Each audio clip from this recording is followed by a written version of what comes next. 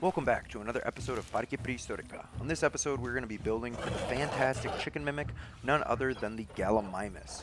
Outside of our, I would say, a pretty amazing build for Gallimimus, we're also going to be dealing with the veterinary system, illness, and disease in Prehistoric Kingdom for the first time. I think this project came together pretty well. I'm super happy with the end result. So without any further ado, let's jump on into the episode. Alright everybody, welcome back to another episode of Parque Prehistorica. We're hanging out here with our Dinocyrus, this incredible species that we got to build this amazing wetland for last time. Off camera, we did do a couple changes to this area. I fixed our staircase situation. It's still a little wonky on the side, but definitely looking better than it was before. I added a lot of these different street lights. That way the area is able to stay lit when guests are traveling the park at all times of the day and night. We kind of fenced off this section here. So this is going to be a little bit more secluded from our guests, and we're definitely going to need to do some more decorating of our big Spanish plaza area. Thank you all for the comments on how to pronounce the name of this fossil formation. Everywhere I looked online seemed to give me different answers, so I think I'm going to stick to Waters of the Nemget as far as how I'm going to pronounce it. It does seem like that G is silent, and then it's kind of in two parts. Nemget. So once again, thank you guys so much. Yeah, so we got Waters of the Nemget. As we move through, I got another comment about the rock work. I think I'm going to stick with the colors and the really high walls for now. We're going to see how that effect kind of plays out once we get all of the, I guess, area built out. We did include these small kind of skull and bone fragments of a tyrannosaurid to kind of hint at our future Tarbosaurus habitat, which is going to be the real showstopper of this area. And then besides that, I don't think we ended up doing that much. Just kind of added a couple more fence lines, brought out the foliage. And with all that being said, we should probably get into what we're going to be doing today. So, bring the screen back here. The next habitat that we're going to move on to is going to address kind of this really large area in the middle of this whole attraction. What I've kind of thought about is, of course, it's Waters of the Nemget, and so we want to kind of follow the story of this different water sorts that is going to kind of feed life into what may have been at times a more arid environment. And I think, at least in my brain and from some of the reading that I did, the Nemget region probably had these really lush wetlands, but then at times, maybe during something like the dry season, it would not be nearly as hospitable of an environment. And so I think what I want to do is to kind of use this large open plain to kind of create that river, and then maybe in one of the habitats over here we'll kind of have that large waterfall, and then off to the side where these waters aren't connecting might be some of our drier species. And so for this really long open habitat, what I was thinking is we do none other than the very popular, thanks to the Jurassic Park films, Gallimimus, and specifically the one that Prehistoric Kingdom features is Gallimimus bullatus. This species is known from the Nemget fossil formation. There'll be a couple other species that are known from nearby that make their way into this collection, kind of similar in how in real life zoos, you might have species that live in the general region of each other, but probably would not see each other in the wild. Just brought up to a kind of bigger degree, of course, because now we're not only going to a similar region, but it's also, might be off by a million years or so, and if these animals actually coexist or not. Absolutely love, wow, yeah, look at that. The animations and the modeling and texturing on the Gallimimus is just fantastic. We got a couple of, oh, wow, this is not an animal that I've messed around with before. That is just stunning coloration. I don't know what bird that reminds me of, but it seems very familiar, that patterning. Yeah, that is just incredible. I'm going to have a hard time deciding, yeah, which variation we're going to do. Anyway, I think that's enough of me yapping, and we'll kind of jump into the speed build of how we're going to be turning this open plain into a suitable home for a hopefully large herd of Gallimimus.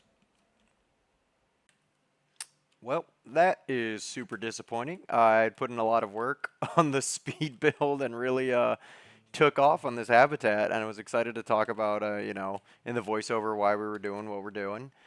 And I forgot to click record. So we have made a pretty significant amount of progress. I'll just talk about it now. We, did a pretty classic technique with some of these herding animals that you'll see in real life. which is we took the whole terrain and brought down everything. So you're elevated and looking in on these herd animals.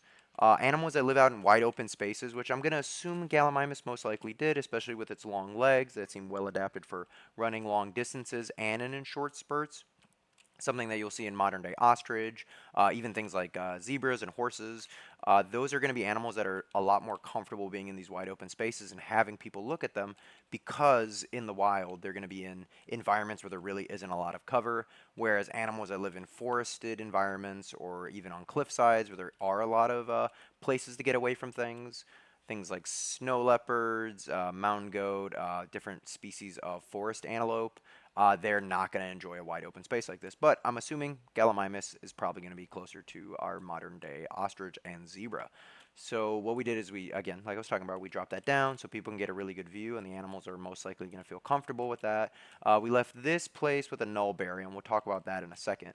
The Gallimimus requires a 2.5 meter fencing, and so obviously we have this shorter fencing or 1 meter fencing, and so in order to keep these guys from hopefully getting up here, and we'll see how that works, our pachycephalosaurs had no issues, but what we did is put this giant boulder field along the edge. These are really commonly used with hoofstock and ostrich because these animals have really thin, I wouldn't say spindly legs, but very thin legs. And in a boulder field, assuming that these would be in real life very loose rocks, they're not going to risk walking onto that, and that could really lead to a snapped leg, a broken ankle, and in species like that, outside of human care, that's essentially a death sentence. And even in human care managed situations in zoos, those animals are not going to take that risk. They don't want to incur an injury like that. So theoretically, they could get through this, but their behavior is going to keep them off of it, and we'll have to see what we're going to have to do here in Prehistoric Kingdom to ensure that our Gallimimus don't just run right into the boulder fields and jump right out. But we'll get to that when we get to that. Moving over here, we have started to kind of build out our canyon walls a little bit, and so that way when you're first coming in, you don't really get to see. Let me go into first person here. When you're first coming in, you're not really going to be seeing anything. It's going to kind of build anticipation. And then only when you start to make it around this corner, you're going to get this great view. I wanted to hide our Gallimimus holding in this little rock structure, and so there's these spaces that the Gallimimus would run out through, and hopefully we'll be able to capture that. I think that'd be really cool. You have this area here where you can get a little bit of a closer look at Gallimimus. Things like ostrich, despite how big and powerful they are, I've been to a lot of zoos that really trust guests to get very close to ostrich. They're also very dynamic animals. They really seem to enjoy interacting with people, and I think I wanted to provide a space where our Gallimimus could do the same. Here we have our holding building. We'll work on stalls and that here in a second. I really like incorporating the staff room, unless it's a tiny holding space, something like with our, Microraptors. If we're doing a larger animal, I'm going to try to insert a break room to make sure our staff morale is high, now that that's a new feature in Prehistoric Kingdom. And then back here, just like with our Pachycephalosaurs, we have our holding yard. I think we are probably going to utilize this, possibly, seeing as we're going to try to breed a lot of our Gallimimus, and there will be periods of time where we don't want to be overflowing the Gallimimus, and we might separate our male out. Yeah, so that's kind of where we're at. Unfortunately, again, the time lapse did not end up working out because I did not click the record button. But for this next bit, as we start to add some more details and incorporate the structure I was kind of talking about there, hopefully I'll remember to click the button. It should not be that difficult. And yeah, we can see what happens as the habitat progresses. Alright, so making our way back in, I actually remember to press the record button this time around. I'm still definitely getting my feet under me when it comes to this whole recording videos. This is actually the first video where I had hotkeys set to the record, pause, start and stop functions. And let me tell you, makes my life so much easier. It was very difficult having to record all the footage and editing so much down before. So being able to start and stop it without exiting out of the game that I'm in is just so much better. That being said, going ahead and what I'm building here is going to be this viewing platform to kind of look into our Gallimimus habitat a little bit more.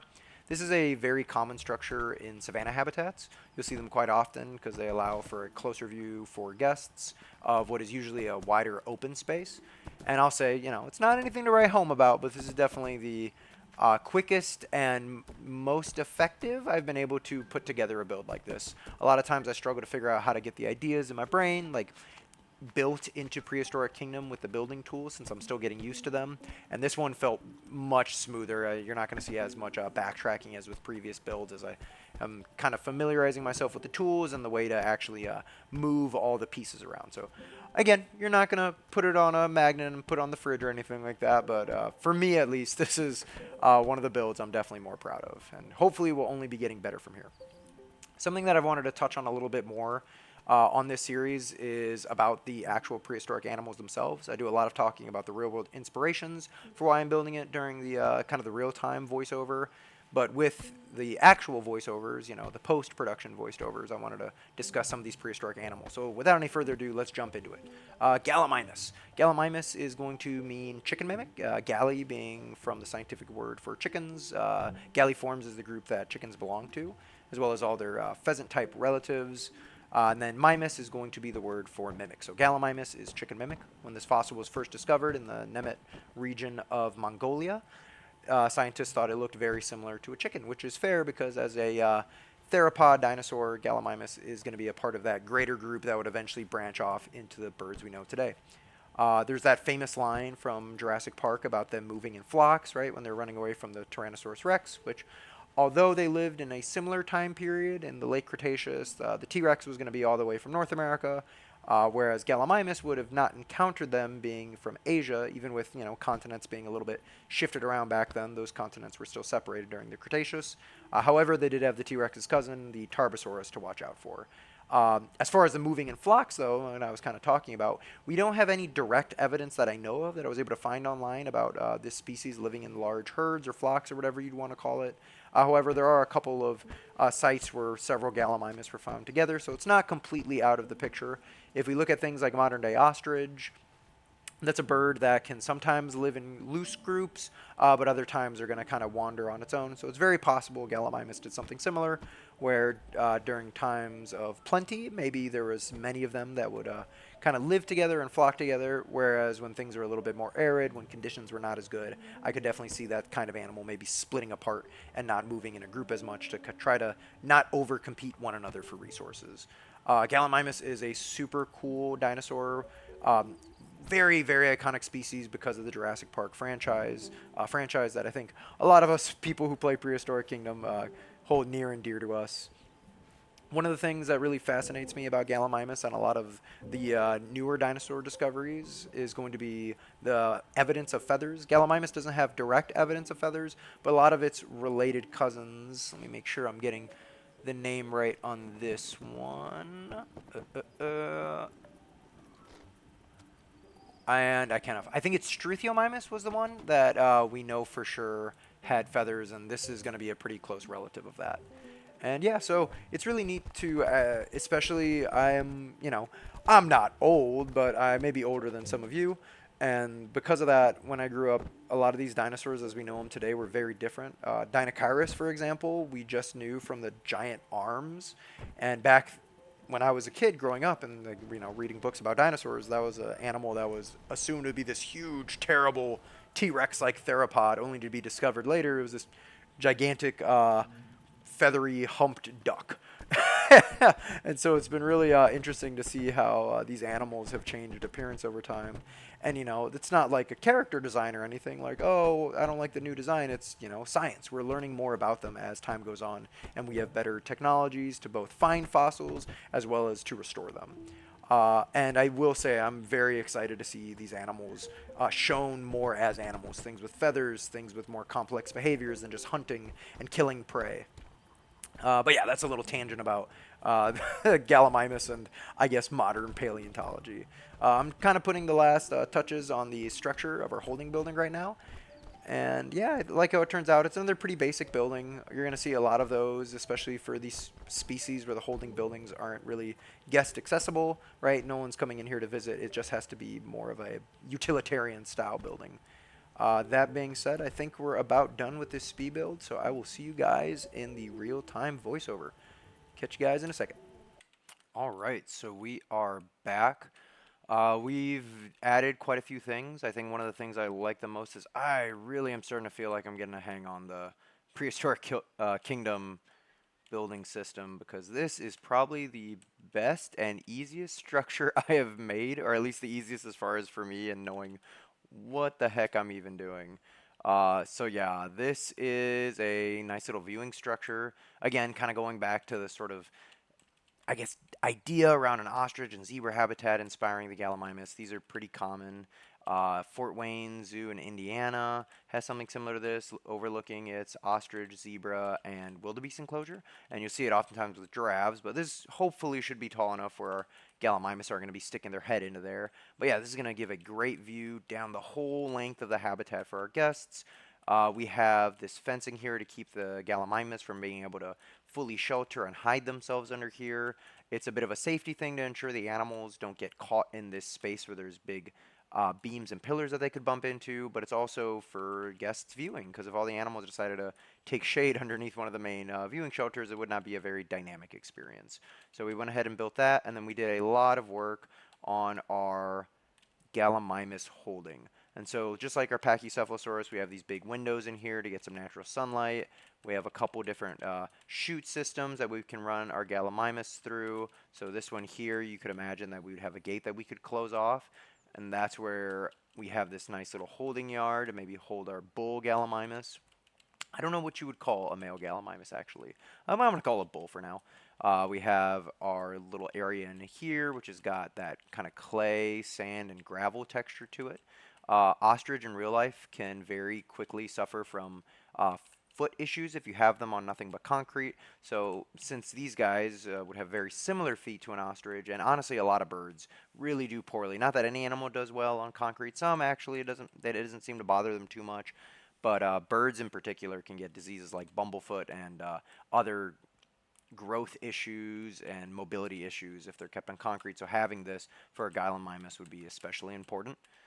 We added this little shipping container here. So this is an implied transfer chute. So this is somewhere where you would be pulling a truck up into. That's why I didn't fully gate it off. Big old trailer. And then unloading adult animals into the habitat. You have a space over here where someone would operate a door on this end. On this end, the truck and trailer would pull up. The animal would be released into here, and then once they felt ready, a keeper could open that door, and the Gallimimus would be set loose. It's something that I wish I included in some of our other builds, but you know we're gonna try our best to add some realism to Prehistoric Kingdom. Obviously, this is not functional, although it would be cool if it was. So that's what this shipping container here is going to be. I imagine a lot of the animals at Prehistoric Kingdom we're not going to be shipping out to many other zoo facilities. Parque Prehistorica, I'm going to imagine, is one of only a few prehistoric parks that you can find across the world. But Gallimimus, I'm assuming, are going to be living in these large herds and be prolific breeders. So having the ability to maybe ship them out to some of our future parks might be an interesting feature there. Other than that, yep, kind of going inside. Let me go ahead and go into our guest mode. Or I guess our keeper mode here. Open our gate. And then once again, we've kind of decorated this space out. Hose with access to the doorway here. The terrain is being a little bit funky, but that's alright. I might actually switch to just a bottom fence, and this is not an area that a Gallimimus could sneak through, I don't think. And then our little break room hiding over here, a little bit better separated from the rest of the barn. Lots of items that could be used as enrichment that I'm sure Gallimimus would just absolutely love knocking about. Ostrich in real life are very easy to entertain, and so it would not be hard to imagine some of those items being used on them. I think now that we've kind of got the basics set up, let's I'm just preparing for it. Let's see where our Gallimimus escape and we can check on our issues. Oh, yeah, that was another thing that we've got going on. We have our first animal disease. Let's go ahead and unpause the game here. Unfortunately, Iota, which I believe is one of our Pachycephalosaurs, or not, I believe is one of our Pachycephalosaurs. I believe this is one of the ones that has bred, appears to be sick. And I've never dealt with an illness before, so I'm going to have to look up and see what's going on. So, retroviral activation. A dormant virus reactivated by stress, aging, or low genetic immunity. So they just finished up their breeding season fighting. So what we're going to want to do is take this guy and we're going to move it over to our brand new quarantine. And it's saying it's invalid. What is going on here? All right. So I'm gonna have to do some digging and see how the medicine system works in Prehistoric Kingdom. Yeah. So let me pause real quick and figure that out, and hopefully we'll be able to get our Pachycephalosaur feeling much better. All right. I think I have figured it out. We've got Yoda here who is not feeling too well. I was wondering why the quarantine wasn't working. One, I need to hire vets, so that will probably help. And then two, I had the large size quarantine where I guess the different animals need the different sized quarantine. So Pachycephalosaurus is classified as a smaller animal. So now it should be heading here. I'm going to build a vet hospital in a future episode. So for now, this field station is going to have to do the trick. And hopefully our veterinarians are going to be working their way on over to help out our buddy Iota over here and also figure out what he's actually sick with. I really enjoy at least reading about how this health system is going to work, but we're going to have to see it in action. Let's see, quarantine base small. All right, I wonder if I have to create a work zone. And once again, oh, now I'm remembering where things are. So we're going to kind of go like that. And we'll have it cover any of our habitats, so no matter what animals get sick, our veterinarians, they'll be on top of it. So just cover all that, and then we'll stretch our way over and cover our little microraptors.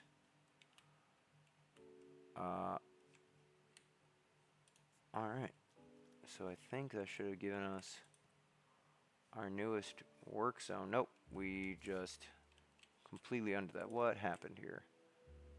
So zone 4. Oh, what?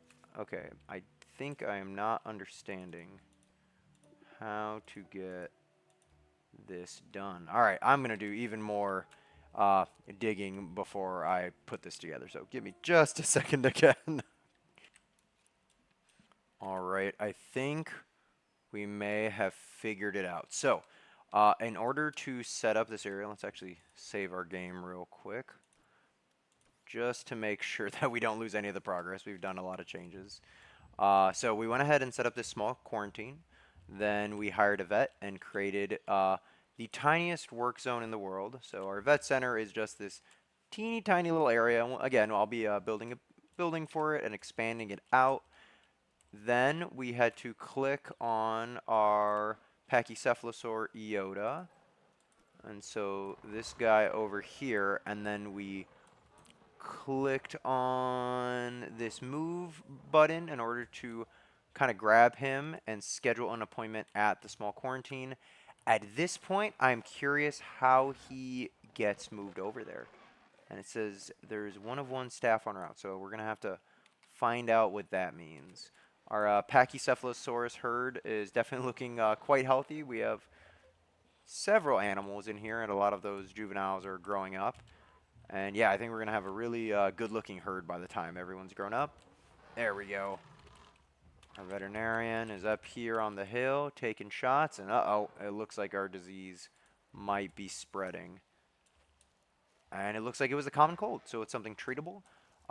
I imagine that means our veterinarian is going to be coming around and actually treating the animals. We will see how that works. Yeah, very interesting system. I feel like on every episode I'm learning a new system in this game, which is super rewarding because the systems are made really, really well, and it honestly reminds me a lot of how actual zoos function, even compared to Planet Zoo sometimes. But yeah, so we're going to have to see about how this whole disease process goes. It looks like our veterinarian is working on one of our Pachycephalosaurs. Oh, and it disappeared. I'm not sure what's going on there.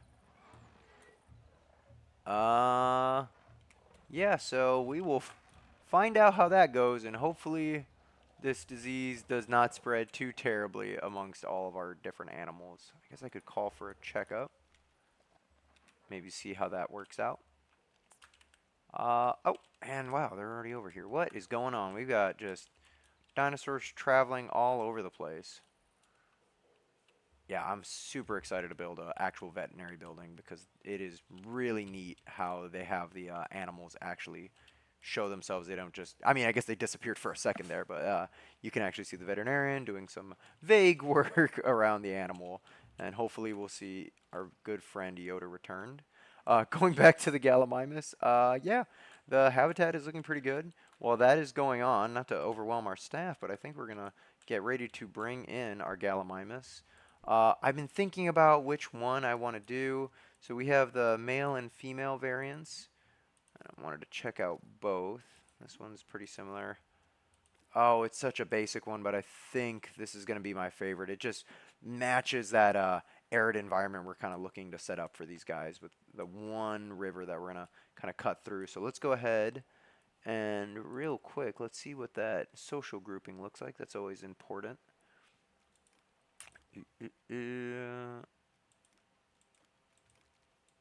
Does it have the social group? Once again, still figuring out where everything lives.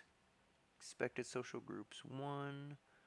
Alright, we'll just go ahead and we'll make a good sized herd. Let's maybe do 2 males and 6 females and see how that works out. Yeah, okay, we'll go ahead and try that out. So we'll do our 2 males, and then we'll do 1, 2, 3, 4, 5, and 6 females. And let's pop them in and see what they think of our area. We'll go ahead and release them all into this holding space. That way they can slowly work their way out to habitat. And then we're also going to want to probably hire some more keepers. We'll get 3 more, and we'll assign all of these guys to the water of the Nemget. Gotta stick that in my brain, make sure I don't forget it. Where's our other none? Waters of the Nemget. Awesome. These guys are definitely going to need feeders.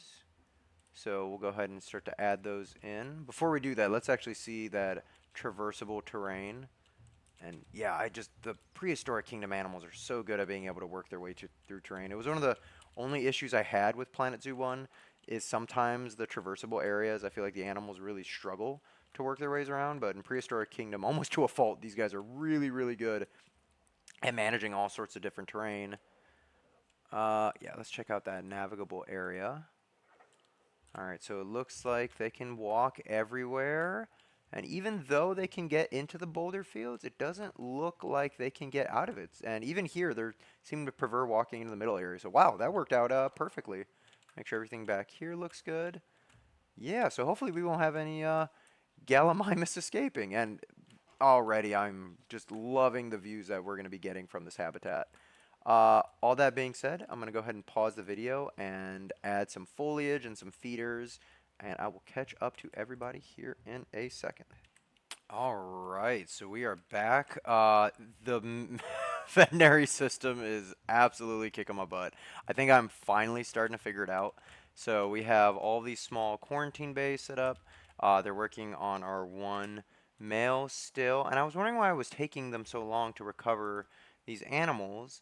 And then what I ended up figuring out is that I have to ship in medicine. And so at veterinary centers, typically you would have an area where it's easy to onload and offload trucks of things, whether that be animals or, in this case, medicine. So this will hopefully be bringing in some medicine. So our 1 Gallimimus, 1 Pachycephalosaur, and then we have another Gallimimus on the way. And then our veterinarians won't be just sitting there doing nothing. They'll actually be working on curing our animals. So took me a way longer than it should have to figure that out, but we've got a basic system going. Here we go. There's our other Gallimimus showing up. Going over to our Gallimimus habitat, they're starting to get their food filled in.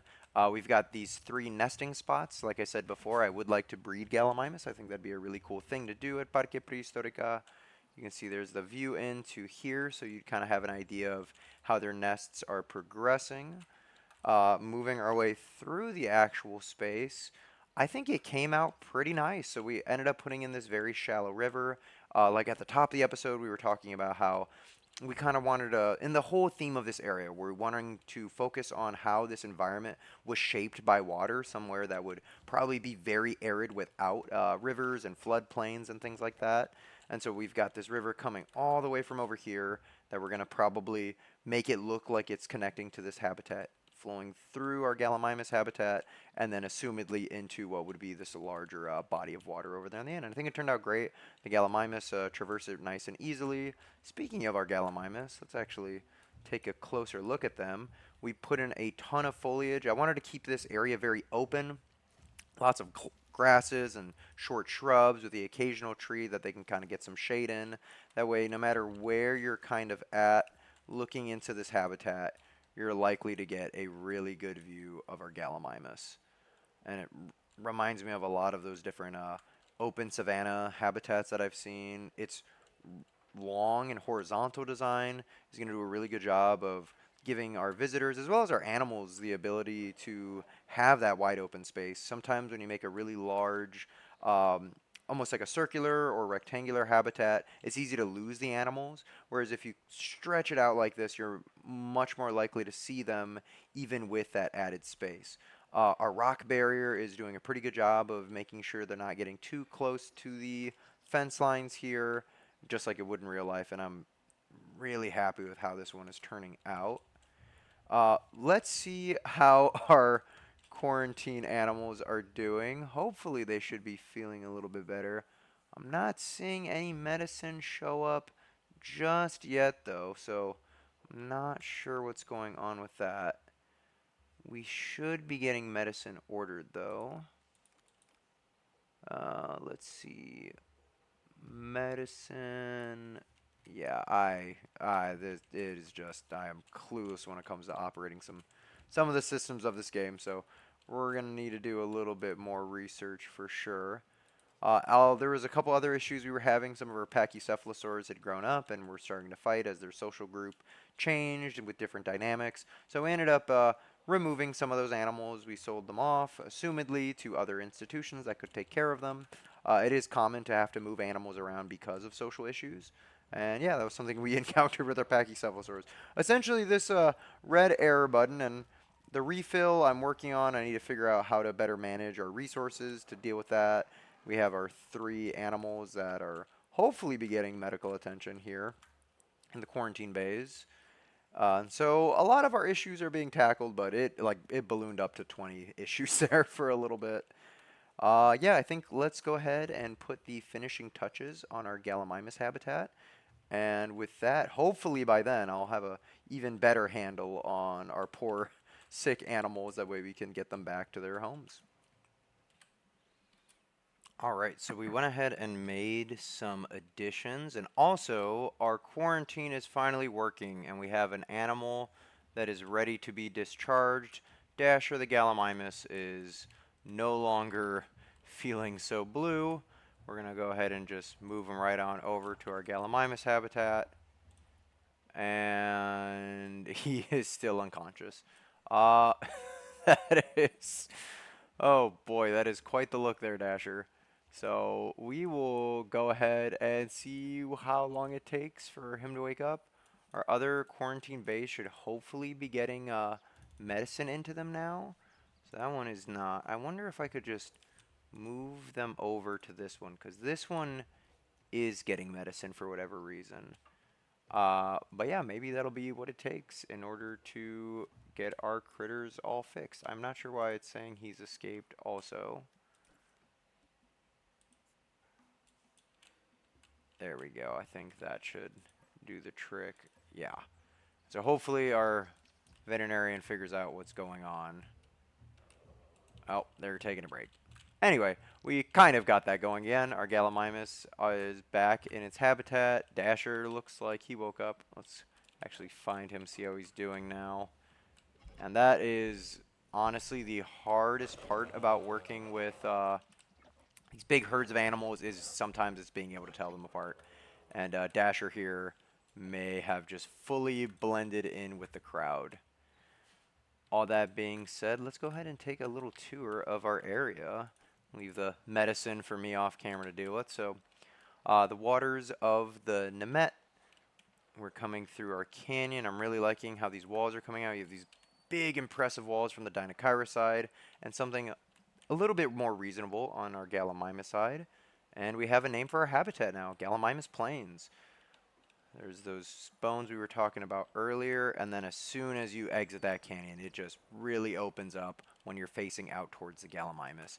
You get a little bit of a peek of what that holding area is going to look like from this view. Lots of binoculars set up. That way you can really get a good chance of finding these guys, especially when they're being a little bit more hidden like they are right now. Yeah, and just I put up a lot of signs. I really am liking the way this habitat came out. I think it's going to be a great centerpiece for this entire themed section, and so pretty much no matter what you're viewing, you can turn around and get hopefully a good view of our Gallimimus. This viewing station, a bit simple, but honestly, I'm so happy with how it turned out. I am really trying to get my legs under me when it comes to building in Prehistoric Kingdom.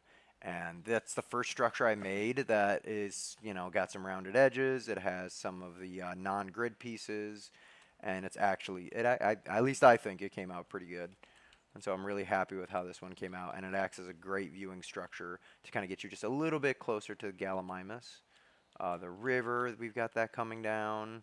I'm trying to figure out how much of the backstage I want viewable for some of our different habitat areas. So I'm probably going to end up covering a lot of this up with canyon walls.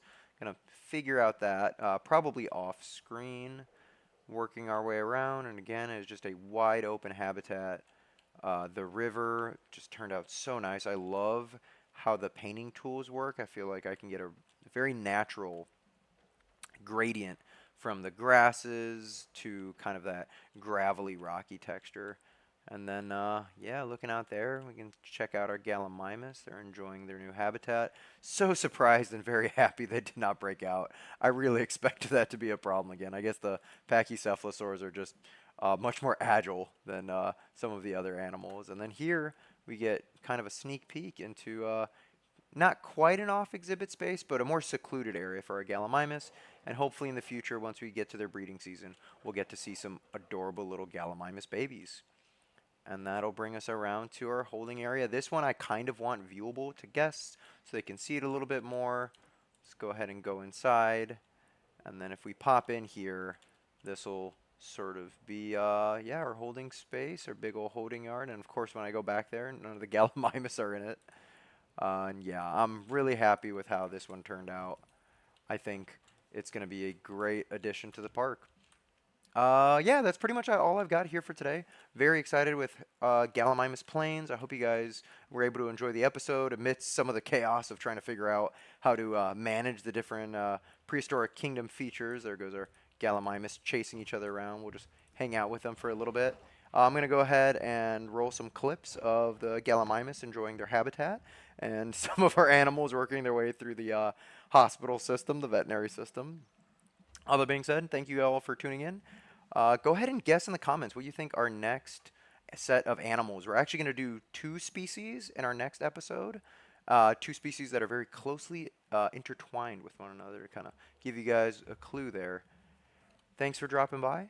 Enjoy the clips, and everybody have yourselves a wonderfully wild day.